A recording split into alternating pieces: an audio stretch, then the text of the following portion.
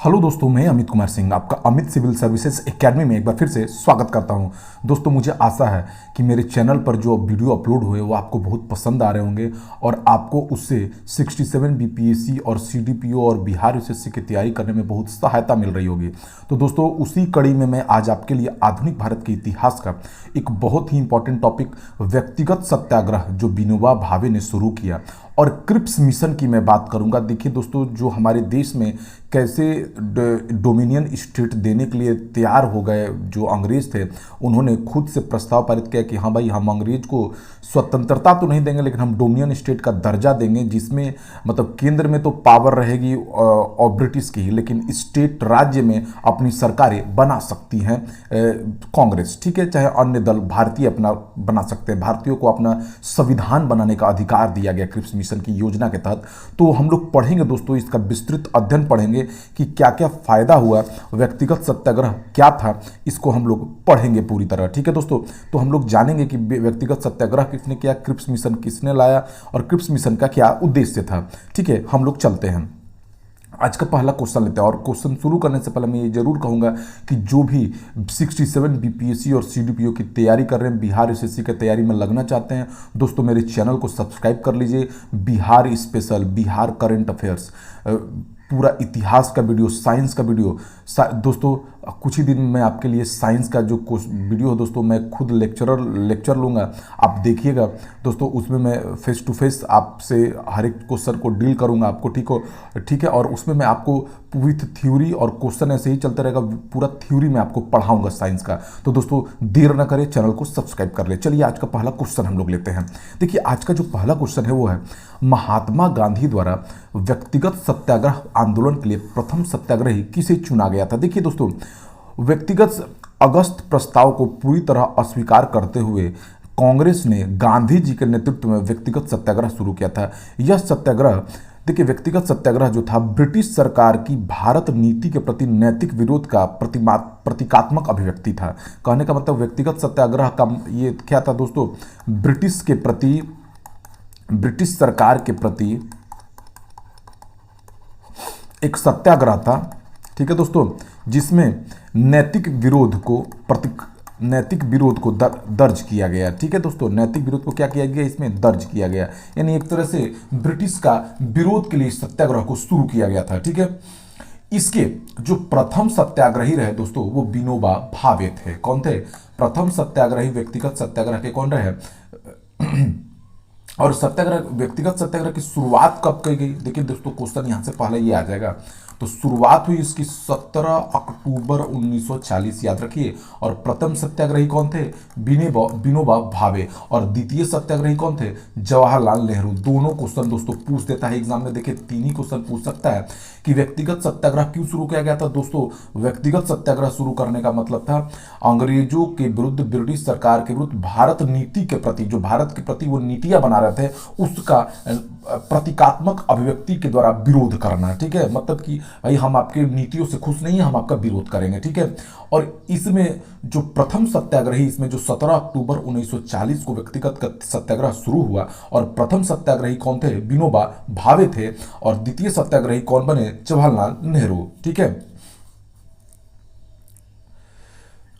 आगे चलते हैं दोस्तों। व्यक्तिगत सत्याग्रह किसने प्रारंभ किया था दोस्तों? देखिए व्यक्तिगत सत्याग्रह किसने आरंभ किया था दोस्तों? तो विनोबा भावे ने। अगर पूछा जाए किसने, तो प्रथम सत्याग्रही कौन थे दोस्तों? इसके सत्याग्रह करने वाले विनोबा भावे थे, ये प्रथम सत्याग्रही थे। और व्यक्तिगत सत्याग्रह आरंभ कब हुआ? 17 अक्टूबर 1940 को ये प्रथम सत्याग्रही थे और ये द्वितीय सत्याग्रही थे, ठीक है। इन्होंने अंग्रेजों के नीतियों के विरुद्ध सत्याग्रह को आरंभ किया था। व्यक्तिगत सत्याग्रह में विनोबा भावे को प्रथम सत्याग्रही चुना गया। दूसरा कौन था? तो दूसरा पंडित जवाहरलाल नेहरू थे। देखिए दोस्तों, बहुत इंपॉर्टेंट क्वेश्चन है, पूछा हुआ एग्जामों में। सर्वोदय शब्द का प्रयोग सर्वप्रथम किसने किया था? देखिए दोस्तों, सर्वोदय शब्द का सर्वप्रथम प्रयोग जो है महात्मा गांधी ने किया। बाद में जाकर विनोबा भावे द्वारा गांधी जी के, देखिए बाद में विनोबा भावे ने गांधी जी के आदर्शों के प्रचार के लिए, गांधी जी के जो आदर्श थे उसके प्रचार के लिए क्या किया था दोस्तों? सर्वोदय समाज की स्थापना की थी इन्होंने। किसकी स्थापना की थी? सर्वोदय समाज की स्थापना किया था। तो याद रखिए, इंपॉर्टेंट फैक्ट्स भी अब मैं आपको बताते जा रहा हूं, ठीक है। अब आते हैं दोस्तों क्रिप्स मिशन पर। अब क्रिप्स मिशन क्या था? देखिए दोस्तों, थोड़ा सा इसकी चीजों को हम लोग जान लेते हैं। देखिए, द्वितीय विश्व युद्ध जब चल रहा था 1939 से 45 तक चला, तो जापान की बढ़ती हुई शक्ति देखते हुए अंतर्राष्ट्रीय समुदाय विशेषकर अमेरिका, चीन और ऑस्ट्रेलिया ने ब्रिटेन पर भारत को स्वतंत्र करने के लिए दबाव बढ़ाया। ठीक है दोस्तों, द्वितीय विश्व युद्ध जब चल रहा था तो जापान की शक्ति को बढ़ते हुए कुछ देश थे, कुछ देश थे। कौन कौन देश थे?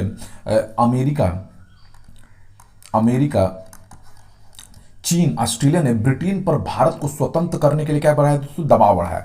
जिसके फलस्वरूप हुआ क्या दोस्तों? स्टेफर्ड क्रिप्स के नेतृत्व में, किसके नेतृत्व में? स्टेफर्ड क्रिप्स के नेतृत्व में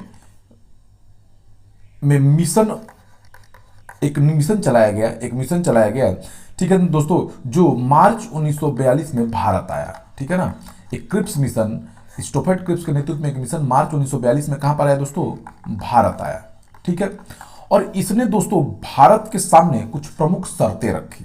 ठीक है दोस्तों, भारत के सामने इसने शर्त रखी कि भाई आप देखा गया तो जापान जब आज़ाद हुआ, जापान मतलब शक्ति के रूप में उभरा, तो दबाव बनने लगा। बहुत सारे देश जो है, जो विकसित देश थे, वो ब्रिटेन पर दबाव बनाने लगे कि भाई आपको भारत को आज़ाद करना होगा। तो इन परिस्थितियों को देखते हुए मार्च 1942 में क्रिप्स मिशन, स्टोफर्ड क्रिप्स के नेतृत्व में एक मिशन भारत आया, और यहाँ पर आकर उसने भारत के सामने कुछ शर्तें रखी। पहला क्या शर्त था दोस्तों? भारत को डोमिनियन राज्य का दर्जा दिया जाएगा। भारत को क्या दिया जाएगा? अब डोमिनियन राज्य क्या है दोस्तों? डोमिनियन राज्य का दर्जा दिया जाएगा। कहने का मतलब यह है दोस्तों कि सेंट्रल रूप से, यानी केंद्र में, जैसे अभी केंद्र और राज्य सरकारें चल रही है कि केंद्र का पावर अलग है, राज्य, कहने का मतलब है कि सत्ता पर काबिज, जो से मेन सत्ता पर काबिज अंग्रेजी रहेंगे, लेकिन जो प्रांतों की सरकारें रहेंगी, राज्यों की सरकारें रहेंगी, वहां पर भारतीयों को सरकार बनाने की अनुमति दी जाएगी। यानी डोमिनियन राज्य इसी को बोलते हैं दोस्तों। डोमिनियन राज्य का क्या दिया जाएगा? दर्जा दिया जाएगा। ठीक है, दर्जा दिया जाएगा। और कहने का मतलब है कि राज्यों में सरकार बनाएगी, लेकिन केंद्र पर जो सत्ता है वो अंग्रेजों की ही काबिज रहेगी। ये डोमिनियन राज्य का उद्देश्य था। दूसरा, भारत को संविधान बनाने का अधिकार दिया जाएगा। ठीक है ना, भारतीयों को संविधान बनाने का अधिकार दिया जाएगा। ठीक है, दे दिया गया। इसके तहत, क्रिप्स मिशन के तहत, देखिए इंपॉर्टेंट फैक्ट से याद रखिए। ठीक है, ये चीजें जाननी बहुत जरूरी है, एग्जाम में कंफ्यूज नहीं होना है। तीसरा क्या हुआ दोस्तों? तीसरा कहा गया एक संविधान का बात हो गया, संविधान। और तीसरा बात था दोस्तों कि कोई भी प्रांत, ठीक है, सब प्रांत और राज्यों को मिलाकर, क्या था? सब प्रांत और राज्यों को मिलाकर एक भारतीय संघ बनाया जाएगा। राज्यों को मिलाकर क्या बनाया जाएगा? एक संघ, एक भारतीय संघ बनाया जाएगा। ठीक है,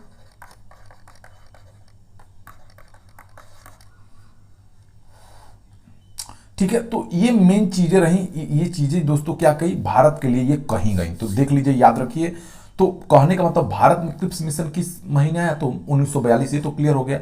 और स्टोफर्ड क्रिप्स का मतलब क्या था? तो देखिए, ये भारत को डोमिनियन राज्य का दर्जा दिया जाएगा, भारत को संविधान बनाने का अधिकार दिया जाएगा, सब प्रांत और राज्यों को मिलाकर एक भारतीय संघ बनाया जाएगा। ठीक है दोस्तों, यानी कहने का मतलब है कि ये घोषणा की गई कि द्वितीय विश्व युद्ध जैसे ही खत्म होगा, तुरंत पश्चात भारत संघ की स्थापना की जाएगी और उसे भारतीय डोमिनियन पद प्रदान कर दिया जाएगा। ठीक है, तो ये इंपॉर्टेंट चीजें हैं, ध्यान रखना होगा।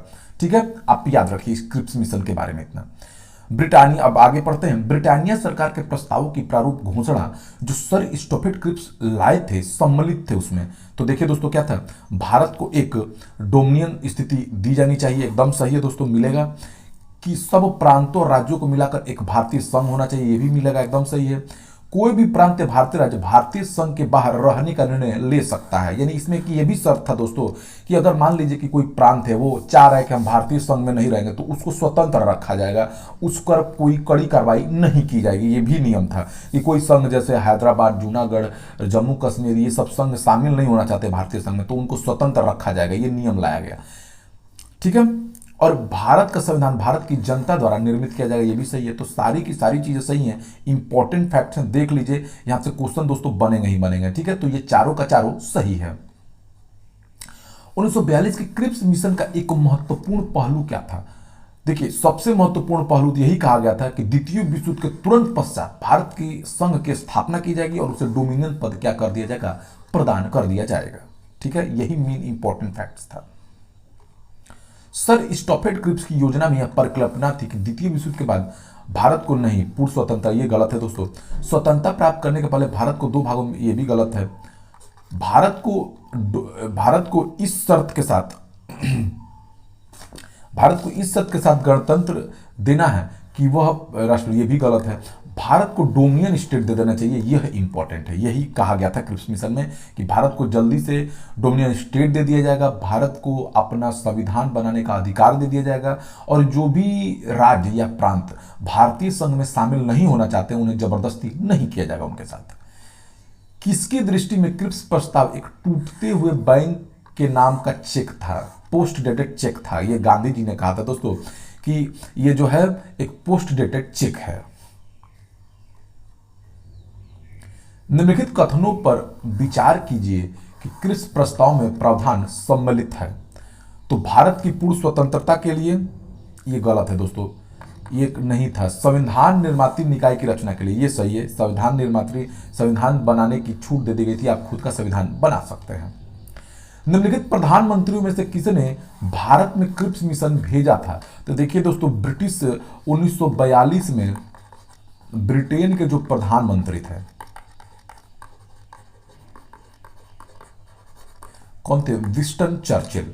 कौन थे? विंस्टन चर्चिल, ठीक है। उन्होंने अपने सरकार के मंत्री स्टैफोर्ड क्रिप्स के नेतृत्व में क्रिप्स मिशन भारत भेजा था, ठीक है ना, मार्च 1942 में, ठीक है। क्रिप्स मिशन भारत भेजा था। निम्न में कौन क्रिप्स मिशन के साथ कांग्रेस के आधिकारिक वार्ताकार थे? तो भारतीय राष्ट्रीय कांग्रेस की तरफ से पंडित जवाहरलाल नेहरू और मौलाना जो आजाद हैं दोस्तों, वो शामिल हुए थे वार्ताकार में क्रिप्स मिशन के लिए, ठीक है। वेरी इंपॉर्टेंट है, ध्यान दीजिए। निम्न में से किसने गांधी जी के आंदोलनों को राजनीतिक फिरौती कहा था? तो ये लॉर्ड लिनलिथगो था। कौन था दोस्तों? Lord Linlithgow. इसने गांधी जी के आंदोलनों को राजनीतिक फिरौती कहा था, ठीक है। वायसराय और गवर्नर जनरल लॉर्ड लिनलिथगो का कार्यकाल भारत में सबसे लंबा था, ठीक है ना।